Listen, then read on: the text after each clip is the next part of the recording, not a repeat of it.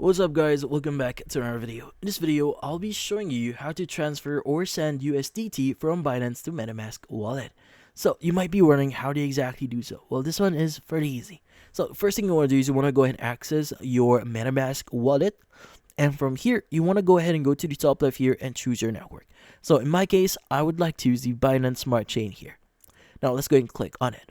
Now, by the way, you can go ahead and select the appropriate network you want to use here. You can even add a new one. So in this case, go ahead and just add or use whatever. Now, in this case, you want to go ahead and scroll down a bit here. You want to go ahead and go to your tokens. You want to go and click on the three-dotted option here and click on import tokens. Now, from here, you want to go ahead and just type in USDT. And you should be able to see Tether USD. In this case, you want to go ahead and click on it. Click on next. And just click on import. Now, once you've done that, you can go ahead and select this just to verify a few things. But once you've done that, let's go ahead and go back here. Let's go ahead and copy our address. Let's go ahead and click on receive. Click on copy address. And let's go ahead and switch over to Binance. Now, in here, you want to go to the top right here, hover over your wallet, and choose pod. Now, in here, you want to go ahead and click on withdraw. And in here, you want to choose your coin. Now, since we are transferring USDT, let's go ahead and type in USDT here. Choose this one. And you want to enter your address.